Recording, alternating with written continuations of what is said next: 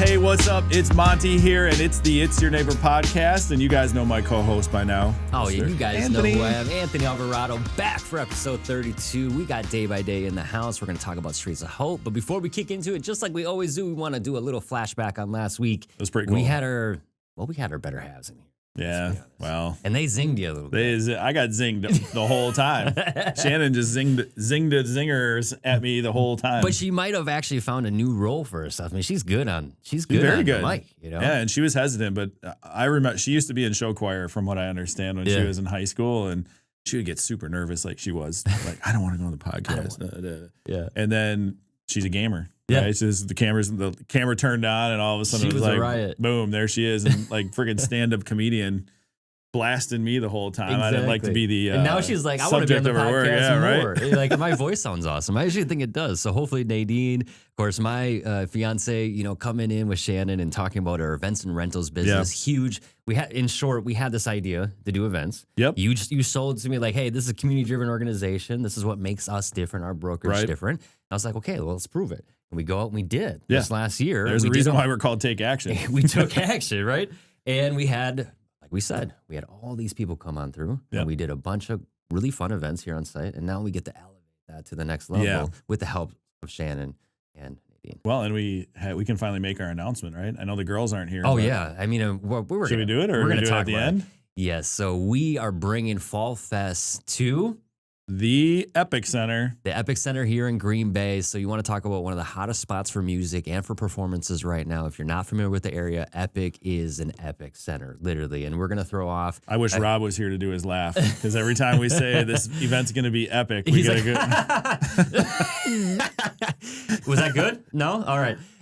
So it's going to be an amazing event. October 19th, we're going to actually do the fall festivities during the day. And so there's going to be some things that, we'll share eventually here, but we're going to be open to the public. And then we're going to flip the house at night. We're going to throw a show with astronomers. With the astronomers. We're working on our opener right now, which we think we have locked up. But the astronomers are going to be at the Epic Center. And all of our clients and vendors and partners are going to get VIP access. So it's going to be absolutely free for anybody who's worked with us. That's really part of what I want to do, is be able to give back to our clients and anybody who's helped us along the way, of course. And then we're gonna have general admission as well. So if you're not a client of Take Action Realty Group or Events and Rentals, you guys will still be able to purchase tickets, come in and enjoy the show.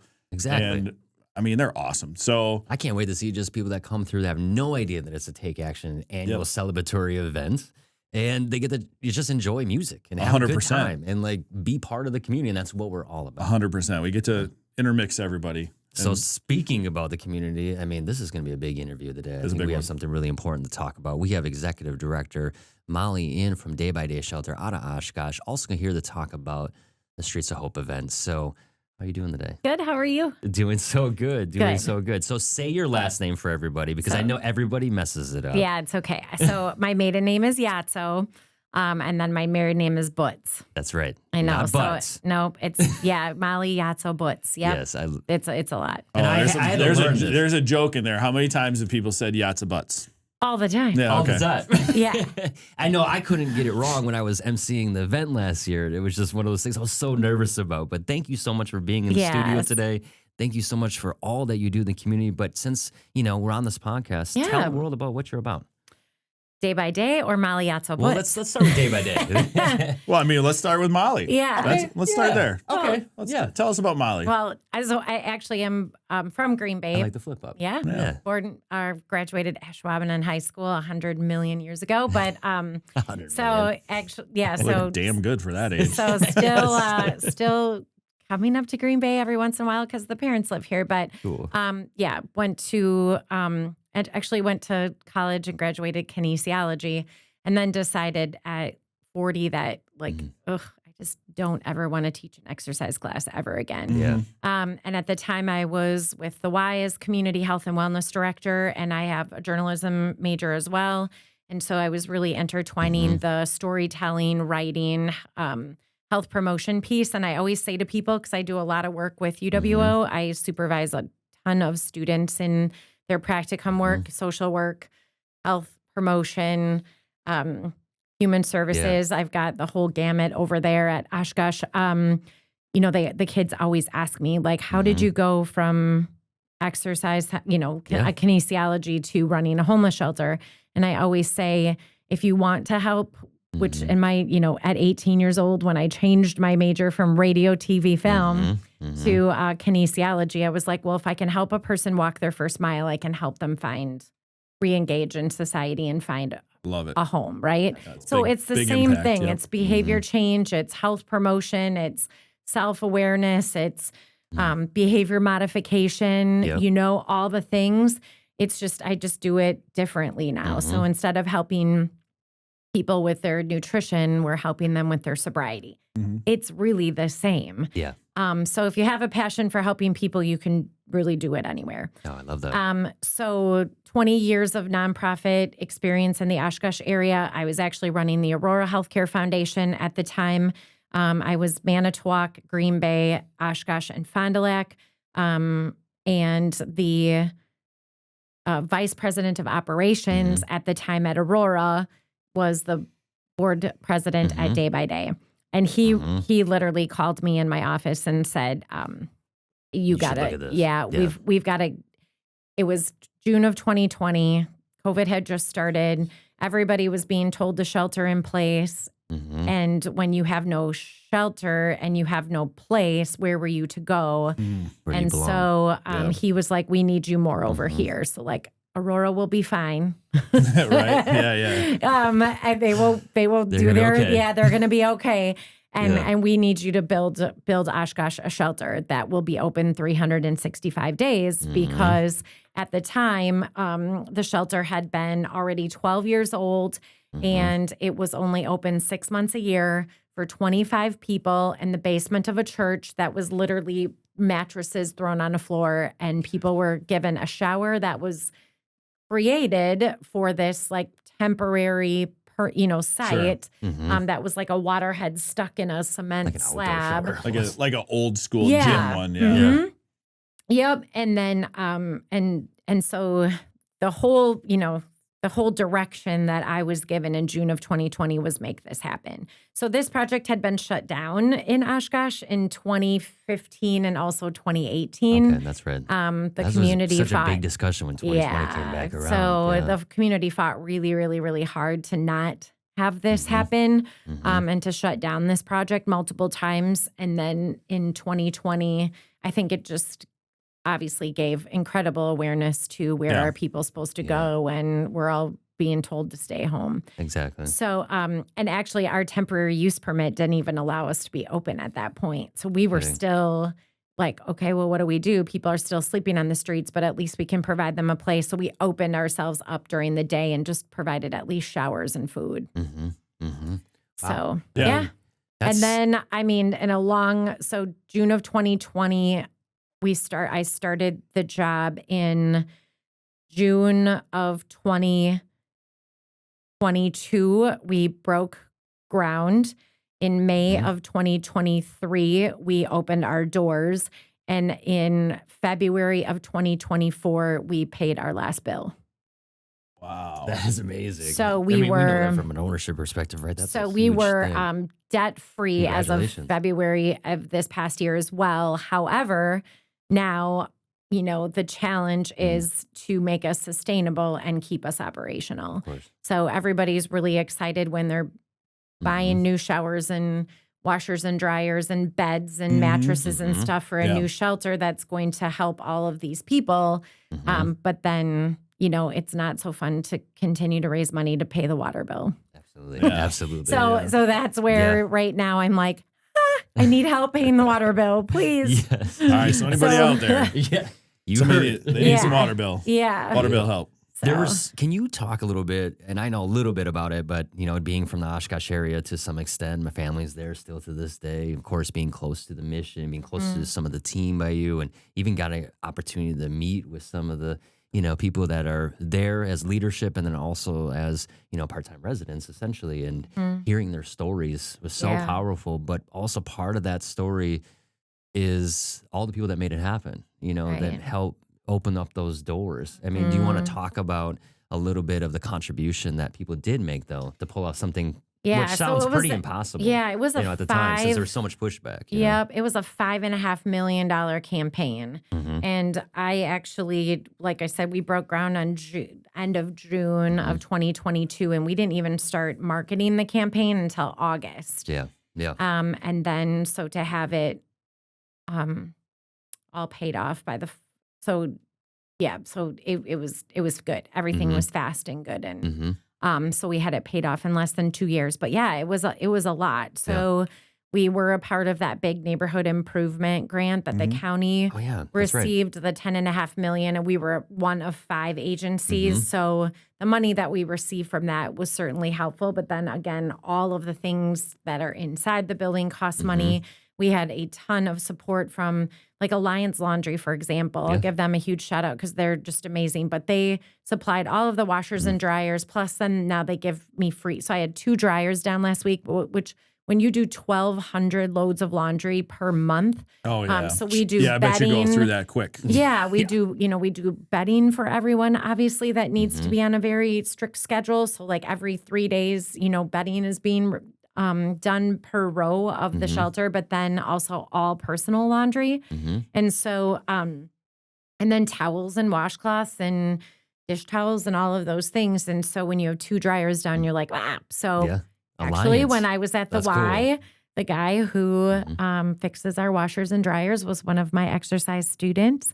And I literally text him and I'm like, hey, we've got 2 dryers down or whatever. And he is there and he fixes them. And so when you guys talk about a community and effort and investment and all the things that you guys are doing, that's really what it is. I mean, it does take a village to run a place 365 days a year serving. So in our first year of being open, we served just under 400 unique individuals. No kidding. No kidding. So what kind of logistics go into that and manpower goes into that? Yeah, a lot, right? So I always say to people, the hardest part, when people ask me like, are you hanging in there still? Are you getting burned out? Because prior to me, the ED lasted 18 months. And so, the longest, these jobs are hard. And nonprofit jobs are no joke. Yeah. Service jobs are no joke. And the 365 days is difficult. I always say when everybody else is walking out of their office at 4 p.m. on Friday, we are just getting ready for a weekend of who knows what, right? Yeah. And so, anyway, so what goes into that? Quite a bit. So we have a staff of around 27 right now. There's about 10 of us who are full-time and the rest are part-time. And, I encourage people to work for us even if they can work one Saturday night a month. Yeah. And you have you have a passion for this and you want to help people and you want to be here from midnight to 8 one Saturday a month, we'll take you, right? Yeah. So that's why we have such a large staff. It's not that everyone is working, all those hours. So we have our management team that's there during the day. We do a lot of things like obviously my job is to raise money, do all the PR, marketing, storytelling, general donor meetings, engagement, all of that. And then we have a team that is with me. So we have an assistant director. We have a program team. And that program team is busy all day long. So our guests who come in and stay with us, they can come in during the day and receive care team coordination, health coordination. So we have a nurse on site that helps them set up medical appointments, dental care, transportation to and from appointments. We have seen a large increase in our 55 and over population. So we're at any given night, over a quarter of the people sleeping in those beds are over the age of 55. So guess what that brings? That brings diabetes, that brings dementia, that brings all of these things now to a homeless shelter that were never really talked about before. And then 70% of the people we served in the last year were first-time homeless. So it's the first time in their life that they've ever been without a home, and many of those were that 55 and over. Sure. So, so during the day, then we are equipped to handle all of those, like one-on-one appointments, classes, small groups, counseling, all of that. Helping with applications for jobs, housing. Can you tell people is that a normal practice? Because I feel like that has to be somewhat unique, right? Like the basic needs development, the the assistance to find, medical to transportation. Those are huge leaps. Yeah, we're definitely, we're A little bit of an anomaly. Yeah, I mean, we are moving things. We're definitely kind of like a beacon in this industry, right? Like people are looking to us now for how to do it. Like I've been having conversations with other communities about, okay, because many communities will have, let's just say, 20 churches who are all trying to manage all of these different pieces, or then they get a nonprofit in there who's just trying to do one piece of it or one, whatever. And then the church is having the people sleep there, but then they're sending. So the fact that we have it all now under one. Yeah. So the building itself that opened last May is a brand new constructed facility. It's the first one ever in the state of Wisconsin. It's the first ever purpose-built shelter. So every other shelter in the state of Wisconsin is exactly what we just talked about. It's an old church. It's an old YMCA. That's exactly what I pictured. Like a drop. Yeah. And then so our building was specifically designed to help homeless. So where are our can we switch? Yeah. I mean, we can switch gears on that because the facility sounds amazing and being purpose built. But then if it's purpose built, there has to be a plan to not be homeless anymore. So first of all, like, what are you finding? Maybe the root cause of homelessness now that you've been involved in it for a while. I think that's probably an important subject to touch on, right? Right. Like that's how do we, what's the root cause? And then as a society, what can we what can we do to help change that in a way? Yeah, so many things cause homelessness. It's not just one. Right. Yeah, it's not just one area. And like I said, it's strange right now too, right? Because those that are coming in that are that up like older age group, for them, a lot of times it's not what we think.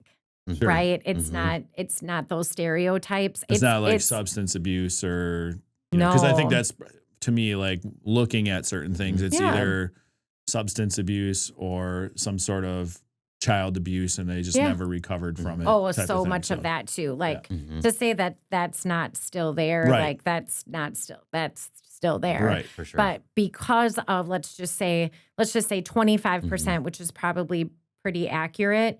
25% of people right now, they just can't afford to live in the place that they used to be able to live in. Sure. So if your rent, I mean, I had this happen to a friend. Yep. She was paying X amount of rent for the last whatever, and they came to her and said, oh no, your fair market value is double this. Well, as a single or whatever, you can't, and she's got a master's degree. You know what I'm saying? So it's happening to everyone. And it's certainly something, I mean, obviously we're a real estate group. Yeah. So for us, the higher we do our job by the seller, right? So our job is to represent the seller, get them the most amount of money, and then that's an escalator. And then you have rents, the same thing, and I deal with that too. I have short-term rentals, long-term rentals. I have one that's, geared a little bit towards affordable housing. And then I have, two that are geared towards affordable housing, and that's 4 units, but the rest are, I'm trying to, that's my retirement, right? Yes. So there's that balance of like, am I doing right by society or am I doing right by me? Or, can you mix in a little bit of both? And,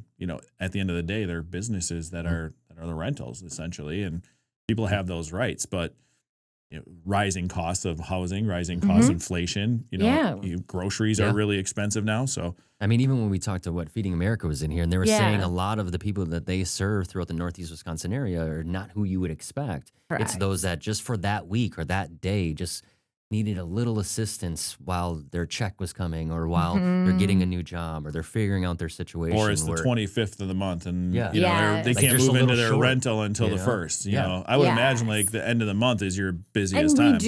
We do have some like that. So I'll go into the programming and how our programming works. But I think like you said right now too, that movement in the market isn't happening either. So,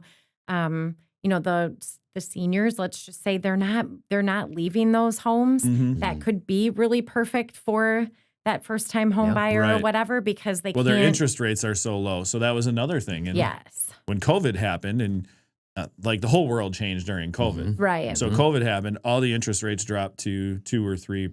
Yes. So anybody who, even investors or people who refinanced at that time. Well, now those people have refinanced. There's no incentive for them to move unless they want another property. So then they're going to take that equity and buy up another house, use that as a rental, and that's how they're making their money. So the government, in a way, created what they're trying to avoid, essentially. And for a person, if you're an individual and you're like, I have no, like, why am I going to leave this $500,000 house on 2% interest to go buy another $500,000 house at 7% interest? It just doesn't economically make sense, which in a way our society got smart because of 08 and 09 and all that stuff. And we can get into that on a different podcast, but like that's what happened. And so though that generation was like 08, 09, and then they're like, well, there'll just be another bubble anyway. And then now they're locked into those low interest rates. So there's no movement in the market like there traditionally now you have a shortage in inventory. And then you have a shortage of inventory, which drives the price up, and that is the affordability, which and then you put somebody in a situation that doesn't have as many resources, like many of the guests that you service. You know, how is somebody supposed to make away? Well, I have employees, employees in their 20s, 30s, who have now been working and work really, really hard and work full-time jobs plus, right? Like they might only work at the shelter as a part-time because they have 2 other jobs, and there's nowhere for them to go in Oshkosh. So it's a big cycle right now. Then you know, do we still have those stereotypical what you would stereotype homeless? Yeah, absolutely, because that didn't get any better in the last 4 years either. No. So I mean, look at the conversations on West Coast, right? Or any of the big metropolitan areas, like they're flooding, you know, the coast or whatever the case may be. And like, I guess like when you go out to LA, it does look a little rough, but at the end of the day, those that are doing best by coming alongside those individuals seem to be helping that community. And that's where you see the changes. I mean, how else are you supposed to address this problem instead of head on? Right. Meeting these people where they're at. Yeah. And so those are part of the incentive. So we are the low barrier emergency shelter in Oshkosh, meaning that you can be under the influence when you come in our doors. You can't use, obviously, in the shelter. But when you go back to, okay, how do we, you know, there's 400 people in Oshkosh who are homeless. We only have 50 beds. Who is getting those beds? So that's where our programming comes in. So we did look at models across the nation for best practice of year-round homeless shelters that used programming as their guideline. So everyone who is in a bed, so whatever time it is right now, everyone who is sleeping at the shelter tonight knows they're sleeping at the shelter tonight. And they've committed to making some type of forward progress, whether that be through their sobriety, employment, maybe they're filing for Social Security or disability, maybe they're trying to get back into society in a different sort of way. They've committed to a goal. We have like a list of 9 types of goals that they can pick from. They've committed to a goal and they're working towards that goal. And then if they're not, we do ask. So they have 30, 60, and 90-day checklists that they need to be hitting those check marks. And again, it could be, you know, again, working on their sobriety. So whether they, you know, have been working with counselors or working with whatever having a plan. We don't kick anybody out after 90 days if you haven't received housing after 90 days, because there's no housing available. So you could still be working on it, but we have to just see that you're continuing to make forward progress. And if that's the case in your own way, right? And everybody is different. You'll know that you have a bed tonight. And what we found was that is extremely helpful for people. We used to be that emergency lottery bed system. And so, you know, we could have 100 people lined up right now at 4 o'clock. Nobody knows if they're going to get a bed. We have to draw numbers. You're literally having people have nervous breakdowns in the middle of the lineup. Yeah, you have a lottery for a bed. That's crazy. Yeah. And then they can't commit to having employment. They can't commit to sobriety at that point because, you know, how do you keep a job if you don't know if you can shower, get dressed, where you're sleeping that night or whatever. So every person in our shelter right now is committed to that goal and forward progress. So the other thing is, you know, the hardest thing is when you have to turn people away, which we still do because we have a wait list of over 30 people trying to get in, but say they are like, I want to get sober. To turn them back to the street is the worst possible thing. Yeah.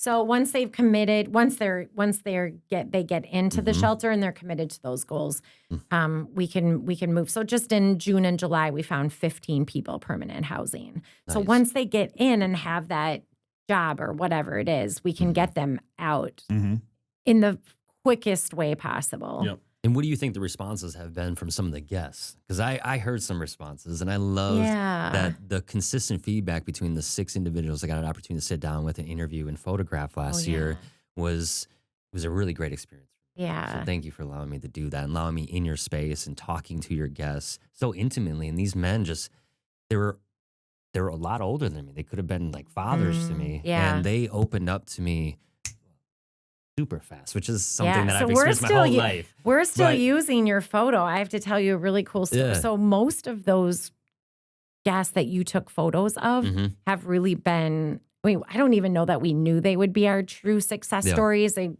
year ago when you took their pictures. Yeah. But oh man, they have been our success stories. So they my point of bringing that up is the shine light on the project, yes, but also like they consistently, didn't matter who I sat down with, they're like the amount of time they put into us, the amount of support, the guidance. They all talked about, hey, I got this opportunity to be part of this community. I got some responsibilities here. I got a chance to get connected with the community again. I got a chance to find my voice again. I got clean. I got sober. There was a consistent theme at that time a year ago where there was like, we're really having a hard time finding housing. And they were hopeful still, even with that, knowing that they succeeded in a program, they completed the program, and now they got the opportunity to talk about that success. And that's the little idea that you brought to the table, or your team, was just focusing on the small wins. Yeah. And how often do we talked about this morning. That was right. Really that's crazy. Like honestly, like we forget about that. We dismiss ourselves. And being in that situation, already publicly stigmatized, already with much of nothing, to be enlightened and to be supported. In other words, to be seen. Yeah. You guys are doing unbelievable work. Thank you. Well, so I have to tell you a story. So do you remember Dwight? Oh, yeah. I believe that he said to you, Denise was Denise is our assistant director, and she's amazing. And she was prompting him like, tell Anthony something that and he was really like, I don't know that I've done anything. Yeah, he's like, I don't know what I can say that I, homeless. Yeah. You know? And, so now a year later, we're going to be next week, a huge story about Dwight's going to go out. But I don't know if you remember last summer, he was he sat across from the street from the shelter, and we thought was going to drink himself to death. Yeah. He had like no hope, no whatever. And I would sit like in my office window and just watch him, and we would be like, oh my God, he's still breathing? Is he still? Sometimes we honestly didn't know. We actually found ourselves carrying him back and forth to the shelter to like get him in bed for the night and make sure that he used restroom facilities and whatever. Like we were really scared he was going to die. And all of a sudden he decided one day he was going to get sober. And he went on a 24/7 breathalyzer. He came into the shelter. He did all of his classes. Yeah. He started all of his group therapies, individual. He completed his Rent Smart classes, his Goodwill classes, his whatever. And it was like, oh my gosh, who is this guy? He changed. I mean, physically changed. And this is a gentleman who's, in his late 60s. Yep. And he would blow, like we'd be in the middle of class or in the middle of a meeting or whatever, and he would blow in his breathalyzer because that was what he was required to do, right? Like he had decided at that point he wanted to get better. And so by the time October came, we were like, oh my gosh, like Dwight is sober. Yeah. And then, but he was still finding like, oh, I'm still homeless. Well, at the end of that month, then he moved into the transitional living facility in Oshkosh, which is called COTS. Oh, he talked about that, yeah. And he became their star Yeah. for the last year. He won their awards. They hired him on site. He was like the, whatever. Then I've been in touch with. Happy. I know I've been in touch with COTS because he was talking about making that next transition. Yes, I interviewed him. Yes, That's cool. And so we've been in touch with COTS this last year, just making sure he's staying on a good path. Well, then we got a call in June, like, hey, you'll never guess what? He's moving into his own place. He's like, he doesn't need us anymore. Yes. Then I got a call in July from a place that helps seniors who want to get back into the workforce. They set them up on, like, they'll set him up with an employer. Yeah. They pay him and up to 29 hours a week, and he can work wherever he wants as long as the agency or business is willing to hire him. So That's they called me. 180 degrees. They called me and they turned said, around. he wants to work for you. Would you guys like that? And I was like, oh my gosh. Yeah. Yes. He is the best maintenance man. I mean, I am not kidding you. I handed him a year's worth of to-do list on his first day by day 4, he had a year's worth of stuff that I've been, that's so awesome. whatever. Give somebody an opportunity, see what happens. And he celebrated his first, I think it was his first sober birthday in 50 Well, congratulations, years or something sir. like that. Cool. Isn't that awesome? Dwight, if you're watching this, that's Yes. amazing. That is Keep amazing. at So it. he's our big success story, and Yes. actually he's going to be the big feature story for Streets of Hope. So That's so awesome. Yeah. you and him will be connecting again. I think I saw him actually in the public at another Oshkosh event or something. We ran into each other. I was like, hey. And he was like, hey. That's it's just that little awesome. connection. And speaking of connections there, you also have a little furry. Phoenix. Phoenix is Our such facility a little dog. facility dog. Yeah. How important does Phoenix run a role there at your facility? I mean, first of all, it comes up to the door every time I come through. It's so nice of a dog. I used to have a boxer, so I love him. He's a little boxer? Yeah, Yeah, little boxer. 85-pound boxer, and he's he not is that little, then. amazing. Yeah. He was trained through the Journey Together program, Okay. so he was trained at the prison, and actually the prisoners chose his name and everything. I guess they go through the alphabet for all the dogs that are trained there, and so they were on P, and so they chose Phoenix for his name, but he is definitely Pretty like appropriate. a Phoenix. Yeah. Yes. But he's awesome. So we're That's so actually having cool.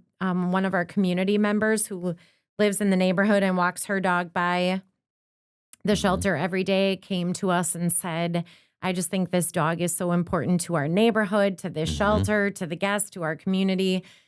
She's like, I want to He even supply has a his own little fun. profile on the website. Yeah. Nice. And like on social, he has a little Nice. story.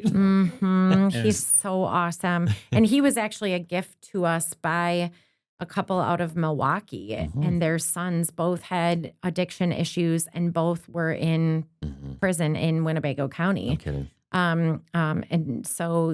And that Journey Together program was such a big part of their sons, getting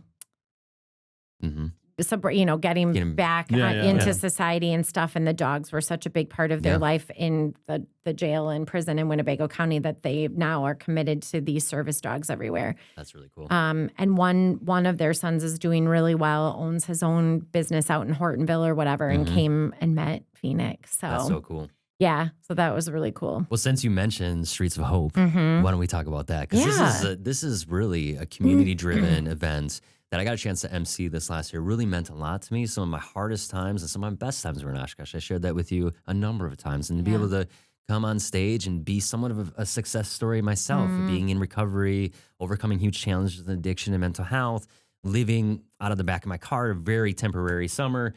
Just that experience alone, getting to a place where I literally lost everything, and to be where I'm at today is the story that I've been sharing for the last 10 years from stage. And to be able to do that with your event, one, just to look out at the sea of people that were supportive, not only just of what the event was, but also the fact that you were supporting community arts and you were supporting the community as a whole by shining light on how important it is to, support these individuals in our community. Because at the end of the day, we're all human. Right. Yeah, absolutely. Yeah. I always think about just Dwight, right? Like what he just needed that one extra day to make that decision. And, most of our community had written him off. Yeah.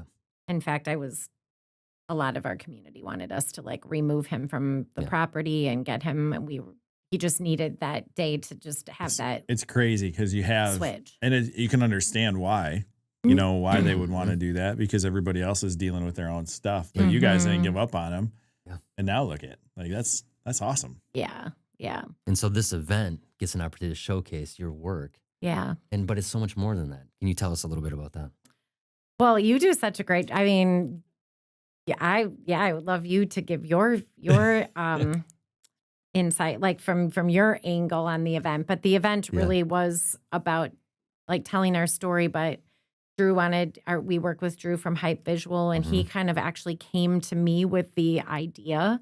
And to be honest with you, we were so like backlogged and overwhelmed and whatever, like an event like this was not even on my radar because we just don't have the staff to do it. We're, bogged down with all of the things. And so Drew being willing to put this together was a really big deal for us. Drew And is I'm amazing. so appreciative He's a good of friend. him, but it was really his vision. So I want to give him all the kudos because Drew's a creative guy. And so he just poured like all of his creative juices into this thing. And what he really tried to do was take the street and make it fun, right? So living on the streets is no fun, but there are some really cool things that can happen when we're all part of a community and coming together for this like street type event, but putting a positive, hopeful spin on it rather than a negative, Yeah.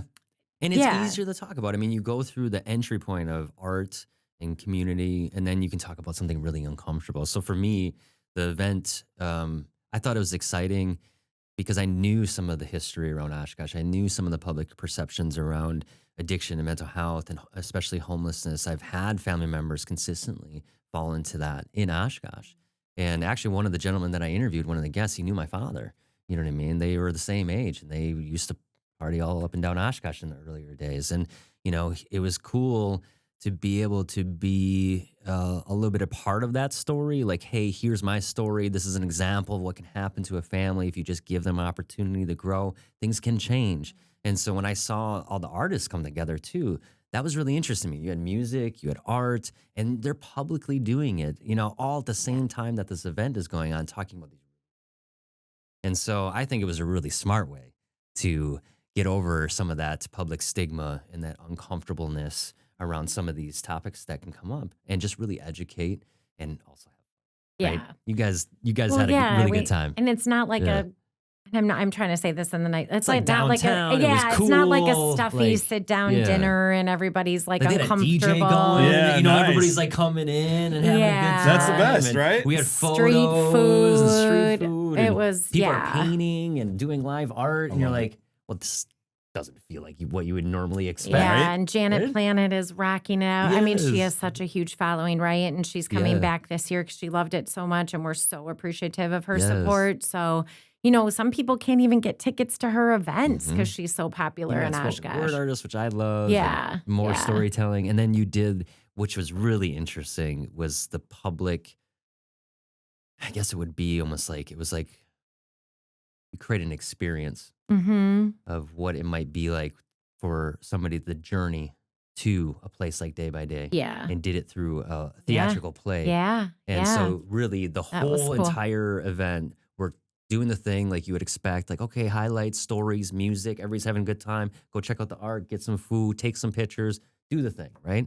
And then all of a sudden, we got an example, a real life reenactment of somebody going through one of the most difficult times of their life, and how afraid they were, and how uncertain they were about themselves, and how they really didn't see much hope.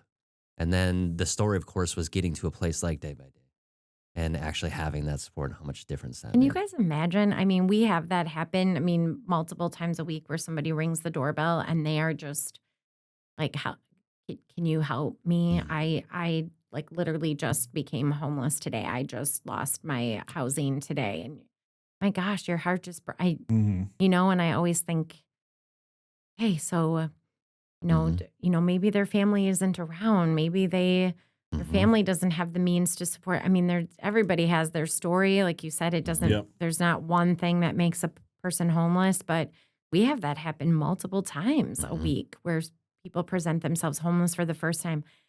I can't imagine what that would feel like, so your heart just goes out to them. And then I'm like, well, this is why there are places like us. Yeah. This is why we're here, because it's a safe space. And Yeah. you know?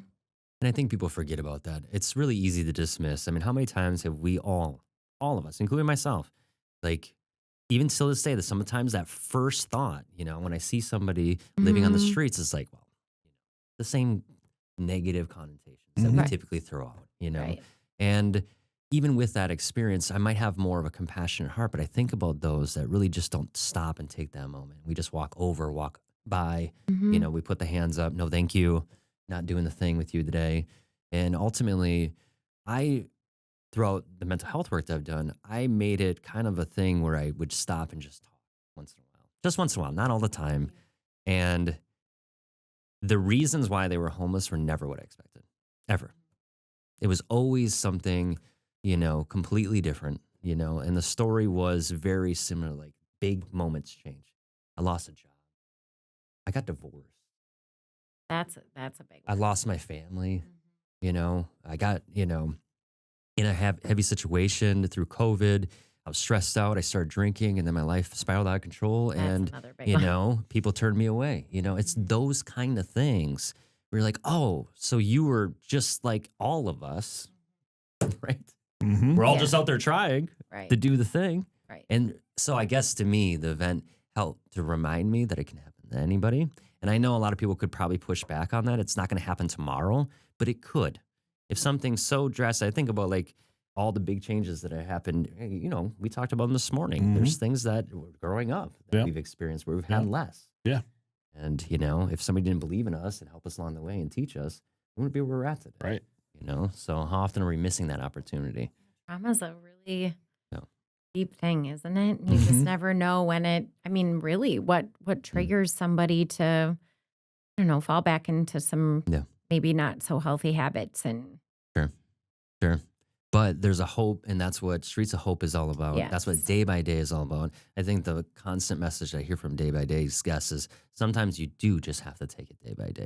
Oh, And, for sure. With that, if you have that mentality, that can change everything because it's the small wins that really set us up for the big things to happen, like moving back into a home, like you just shared. For sure. Right? Yeah. So exciting, right? That's I love cool. that the 30, 60, 90, Yeah. because I don't think people realize it in any capacity, whether it's, at the bottom, like they're at their lowest point and where do I go? And here's my 30 days and they can actually physically see it. Like For that's sure. huge.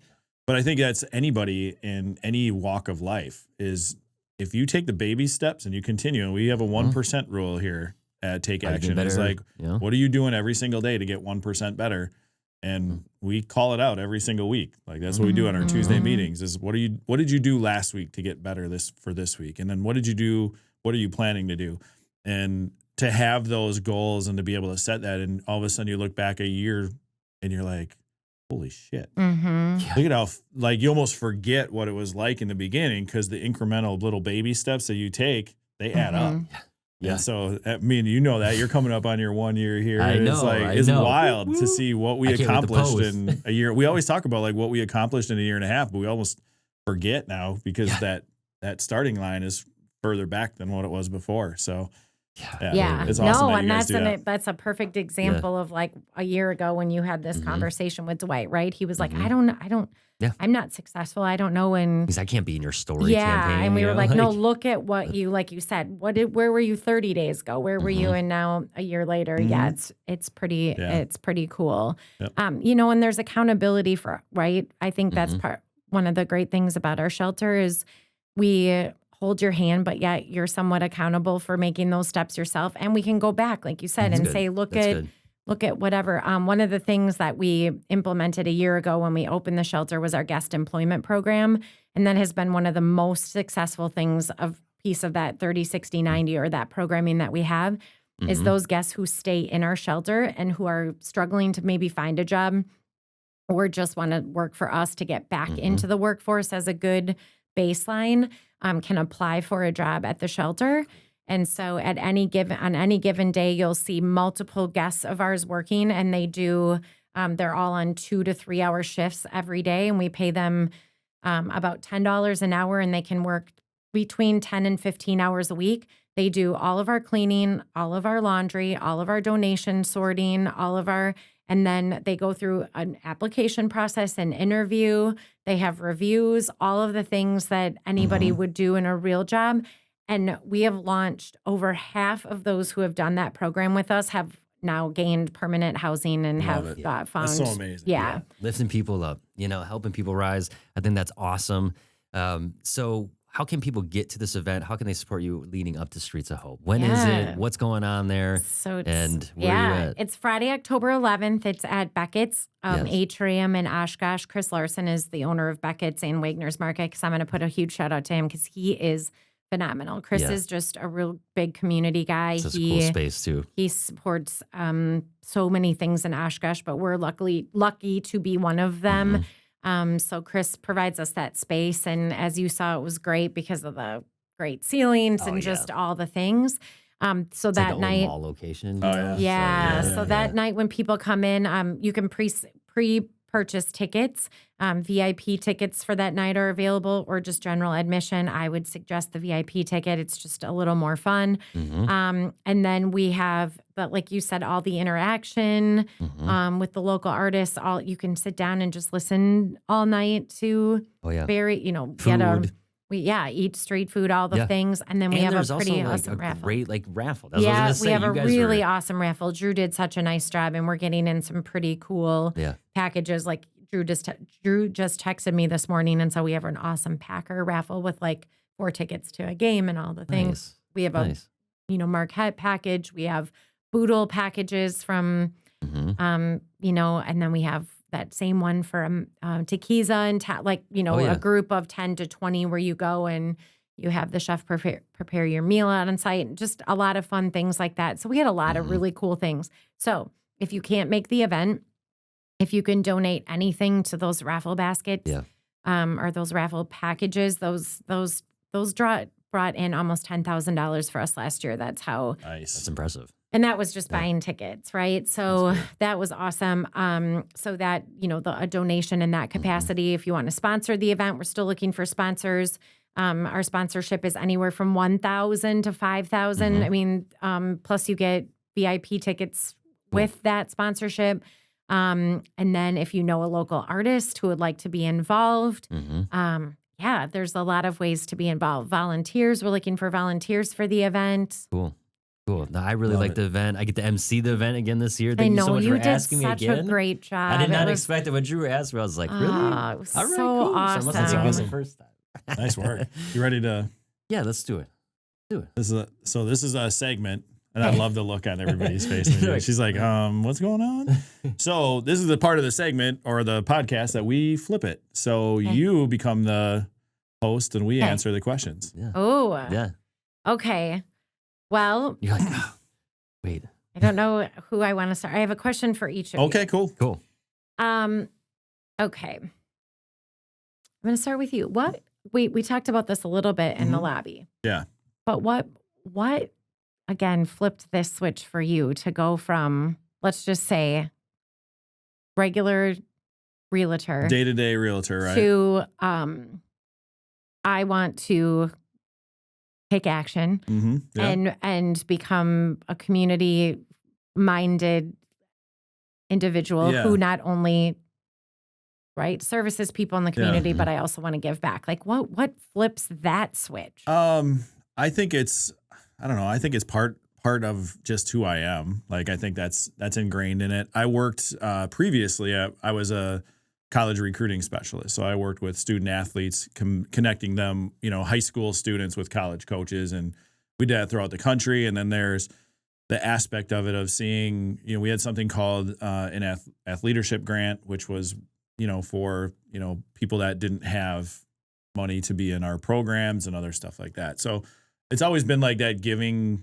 mentality and seeing the impact of taking somebody from where they were before, whether it's homeless or a kid living with their grandparents, and being able to almost life coach them going from a 2.0 GPA to a 3.5 GPA and things like that. But when it comes to real estate, for me, it was just observational behaviors of, one, how can I, if we're going to be in the community and we're going to be out selling houses and, and we have that, the privilege to help somebody buy their dream house or buy their first house. And those are usually my favorite, is when we help somebody get their first house, and it's exciting. And for me, it's like I do this 100 and sometimes a year, but those first time home buyer ones are the most appreciative ones.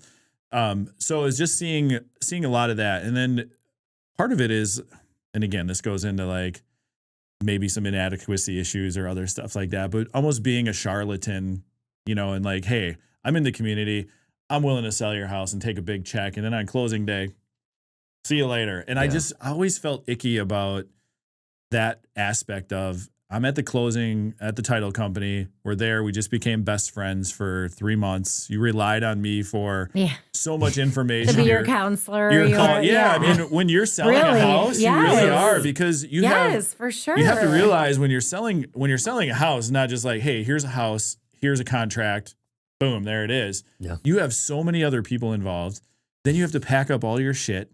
You have to move it out in 30 to 45 days. It's a big deal. And you become a different human. It's a high stress thing. And you might have kids that, you know, got to get ready for school. And then you still have to pack a pod or get your garage loaded up. So seeing all of that, and then just observing the behaviors of other agents. And there's really great agents. There's agents out there that are, you know, better, that I would consider better agents than me. And then there's the agents out there who are just there to collect a check. And I wanted to make sure that I built an environment, one, that we weren't just collecting a check. And that's why we have a whole program after somebody is done with, you know, once we get our check, right? Yeah. There's a lifetime home support. Like on moving day, we provide a moving truck, and we have tool rentals that are free for our clients, and party supplies. If somebody has a backyard party, we have that, which has now morphed us into the event space, which we can do. So just being more than a realtor or a brokerage, but being that brokerage and realtor that's involved in the community and in bringing others up with us. And we're a year and a half into it, and we've made a big impact, and we've spotlighted so many different things. And of course, being a startup, and we're shaking it up a little bit. Yeah. And with being a startup, it's, you know, a capital thing. So we don't have the huge, you know, bank accounts to be able to throw money at problems and do it. We actually have to go out and get involved or, you know, do things like this where we get to bring you in and, you know, bring awareness and build relationships. And so it's been awesome. And then today we had our meeting this morning, and to know like the impact that this messaging has had with our agents, and how much their lives have improved in the time that they've been here, and how much I've been able to, is like, to me, that's the most gratifying thing that I could have had today, even though I openly ugly cried today in our meeting in front of our whole team. And it was like, but it was tears of happiness. It's what I set out to do a year and a half ago. And to see the people that are here to have the impact that is their lives are better because they're here, knows I'm doing the right things. Fills the cup. It's filling the cup. And so that's why we did it. It's just like a vision and a mission that I've had. It's nowhere near perfect. It's not easy every single day, because we're doing it differently, and we're transactional, but we're more than a transaction. So cool. That's why we're doing transferable skills you talked about, right? Yeah. You were talking about being in wellness and physical fitness, and you're talking about being coaching and really building people up. But you can create community. And my background is athletics. You know, I went to college. I played 2 sports in college, and then once my eligibility was up, I was like, well, I don't have a need for college anymore. Who needs school? But what did you learn? Well, I learned you learned networks, accountability, you learned all of the things. Accomplishing goals together, all of that stuff. Yeah, for absolutely. Sure, for sure. So that's what we're about. Like in a nutshell, I could go on another hour about it, but it's a super cool concept for sure. Okay, your favorite story from the last year. What's been your I mean, I haven't seen you now in almost a year, and now you've been here for almost a year. What's your highlight story? There's been a lot of highlights. That's a lot. Well, I'll say it like I said it this morning. I'll share personally from my own perspective, because this is my experience, and I think I'm coming into a whole different level of creativity. And the story is really transcendent to what we were doing, even with me sitting down with your guests and capturing people's personal stories. And at that time, I was looking for maybe what was next. And I was just putting myself out there to this like authentic version of myself. I could not ignore the creativity. Yeah, and then for sure. seeing me do photos and pull out some of these projects and see how I could take my like 10 years of like whatever being on stage and capture story in a different way really excited me. And now I see that because I was able to have a space to come to that allowed me creative freedom. My whole life is changing, just like Monte just said. It's almost like we planned this. I did not I'm a better parent. I did not plan to cry today. I'm a better parent because of the community that surrounds me here. I'm finding hope in a different way. And there's things that are going to happen in my life for this next year that I always dreamed of. I'm getting married. I will have the ability to come in and buy my first home. And coming from a place of Oshkosh, where literally staying at nights out of my truck because my drug problem was out of control for a decade of my life. By the time I was 24 years old, 16 years ago, I was all over the streets of Oshkosh. Unbelievable. And so to be here to help lead this brokerage and not just lead it in the senses of being part of a brokerage, but to do something different and to shine light on these guys and their story has only allowed me to do that myself. And that's why I love that you're a part of our event, because I think you just give so many people hope at the event, but then you give our guests hope too when you meet with them. So, and he does that here as well for our agents. Is we have Brad Bordini come in on Wednesdays, and they're so powerful. And he's such I call him the mental health wizard for us. Like he does. He comes in, and he just goes flip your brain a little bit. Boom, there it is. Why? That's what it is. Okay, yep, done. So, but he's been that guy too, where like he's been at the low of the lows, and so a lot of our agents haven't been to a low like that, but he's able to level and they feel comfortable with him, and he's almost a extra counselor that we have here for our agents and open and I always want to, and I do this with everybody that's here, is give them the freedom to be themselves, and that's the greatest gift. That's something that thank you that I want to be able to do, as long as it's within budget, of course. But always, yeah, right. You gotta have that part. That if I had $100 million unlimited, who knows what we could do, right? So, but as long as he's got, he can continue to be Anthony Alvarado. That's what I want, or Rob Metcalf, or Ashley Moss, or Jenna Smith, or whoever is in our building, that they can be their authentically best version of themselves. They're gonna go sell houses, and they're going to empower others, and they're going to, and you start seeing it now, not just with the people, but their spouses, their kids. Like it's making a generational impact just by allowing people to be the best versions of themselves and let them work out their shit. And we have the supply chain to be able to let them just bleed their shit out. And there it is. And so that's what I wanted to do. It's not some magic button that I hit. It's just, I'm letting people be themselves, and it's making a difference. And it's making a difference, and that's really at the end of the day, that's what I wanted. And maybe it comes natural to me. I mean, it's not easy because there's money involved. There's other people that we've had in the building that don't align with the vision and what we were trying to accomplish and what I'm trying to accomplish. And so sometimes you have to move on. And it's not, again, it's running a business. If it was easy, everybody would do it, kind of thing, right? Right. So, but I'm so proud of him. Like you can see it, and you can see that incremental daily growth. And I can see when he's battling himself. And there's times where I just have to, take the day off, just deal with your stuff, come back tomorrow better. And he's getting stronger and stronger too every day. So, and I think that's a unique ability that I have, is to be able to see like, okay, you're in that spot. Just be you, take your day, go. But my door's open.